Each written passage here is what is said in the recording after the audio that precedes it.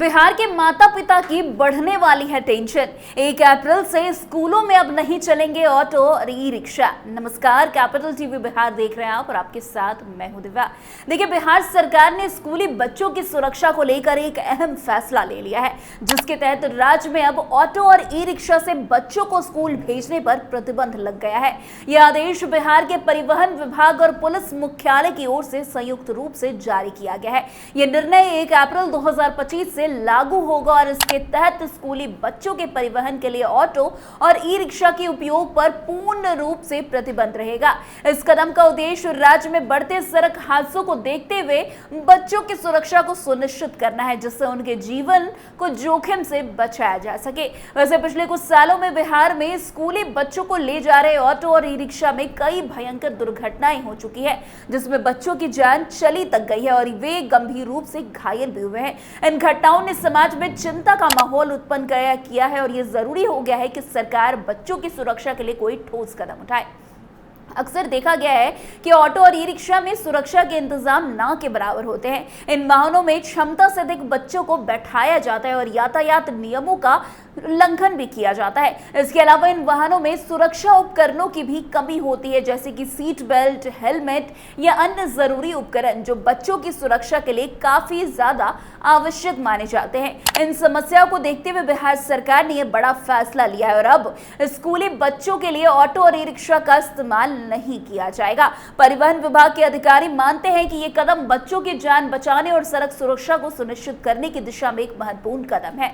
विभाग का यह भी कहना है कि इस कदम से सड़क दुर्घटना में कमी आएगी और बच्चों को एक सुरक्षित परिवहन व्यवस्था मिलेगा, जो उनके जीवन के लिए बेहद जरूरी है। वैसे आपको बता दें, इस फैसले के परिणाम स्वरूप बिहार में हजारों ऑटो और ई रिक्शा चालकों की आजीविका पर असर पड़ने की आशंका है, खासकर पटना जैसे बड़े शहरों में, जहां करीब 4000 ऑटो और टोटो स्कूली बच्चों को स्कूल ले जाने का काम करते हैं। ये चालक कई सालों से इस काम में लगे हुए हैं और उनके माध्यम से वे अपने परिवार का पालन पोषण करते हैं। ऐसे में अचानक ये प्रतिबंध उनकी आजीविकाओं के लिए एक बड़ा संकट बन गया है। वैसे ही ऑटो और ई रिक्शा चालकों का कहना है कि सरकार को इस फैसले के बाद एक वैकल्पिक व्यवस्था की भी जरूरत सुनिश्चित करनी चाहिए, ताकि उनकी आजीविकाओं पर असर ना पड़े। उनका यह कहना है कि सरकार को उन चालकों के लिए अन्य रोजगार विकल्प उपलब्ध कराने चाहिए जो अब स्कूली बच्चों को स्कूल ले जाने आने का काम कर सकेंगे। वहीं इस फैसले से स्कूलों के प्रबंधन पर भी दबाव बढ़ने लगे हैं। अब स्कूलों को अपनी जिम्मेदारी समझते हुए बच्चों के लिए सुरक्षित और लाइसेंस प्राप्त वाहनों का इंतजाम करना होगा। राज्य सरकार ने स्कूलों को निर्देश दिया है कि वे बच्चों के परिवहन के लिए प्रमाणित और सुरक्षित वाहनों का इस्तेमाल करें। इसके साथ ही स्कूलों को यह भी सुनिश्चित करना होगा कि उन वाहनों में सुरक्षा के सभी जरूरी उपाय किए गए हों। यह कदम न केवल बच्चों की सुरक्षा के लिए महत्वपूर्ण है, बल्कि ये स्कूलों को भी अपनी जिम्मेदारी का एहसास दिलाएगा। बच्चों के लिए सुरक्षित परिवहन व्यवस्था सुनिश्चित करने से न केवल दुर्घटनाओं में कमी आएगी, बल्कि ये अभिभावकों का भी भरोसा जीतेगा, जो अपने बच्चों की सुरक्षा को लेकर हमेशा चिंतित रहते हैं। इस फैसले का समर्थन कई संगठनों और व्यक्तियों ने किया है। ऑल इंडिया रोड ट्रांसपोर्ट जो है फाउंडेशन के महासचिव राजकुमार झा और ऑटो रिक्शा चालक संघ के अध्यक्ष पप्पू यादव ने इस निर्णय का स्वागत किया है। उनका कहना है कि बच्चों की सुरक्षा सबसे महत्वपूर्ण है और सरकार का यह कदम इस दिशा में सही है। वे ये भी मानते हैं कि इस फैसले के बाद यदि सड़क दुर्घटनाओं में कमी आती है तो ये समाज के लिए एक बड़ा लाभ होगा। इसके साथ ही परिवहन विभाग ने सभी जिलों के पुलिस अधीक्षकों को निर्देश दिया है कि वे इस आदेश का सख्ती से पालन सुनिश्चित करें। उन्होंने ये भी चेतावनी दी है कि नियमों का उल्लंघन करने वालों के खिलाफ कड़ी कार्रवाई की जाएगी। पुलिस प्रशासन को यह सुनिश्चित करना होगा कि कोई भी ऑटो या ई रिक्शा स्कूल आने जाने वाले बच्चों को ना लाए। वैसे बिहार सरकार का इस फैसले को लागू करने के लिए पूरी तरह से अब तैयार है।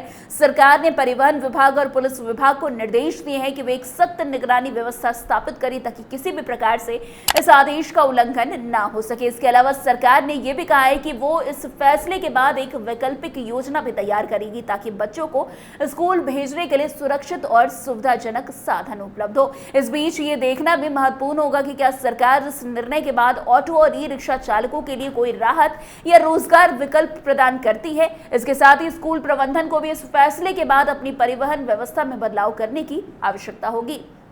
कुल मिलाकर बिहार सरकार का ये कदम बच्चों की सुरक्षा को प्राथमिकता देने के लिहाज से एक स्वागतीय योग्य फैसला माना जा रहा है। सड़क पर बढ़ती दुर्घटनाओं को देखते हुए ये निर्णय महत्वपूर्ण है, क्योंकि ये न केवल बच्चों की जान बचाने का काम करेगा बल्कि समाज में सड़क सुरक्षा के प्रति जागरूकता भी बढ़ाएगा। हालांकि इस फैसले के लागू होने के बाद कई चुनौतियां भी सामने आएगी, जैसे कि ऑटो और ई रिक्शा चालकों की आजीविकाओं पर असर और स्कूलों के लिए सुरक्षित परिवहन व्यवस्था का इंतजाम। इन मुद्दों का समाधान सरकार को जल्द से जल्द करना होगा ताकि सभी पक्षों के हितों में और हितों की संतुलन जो है बनी रहे।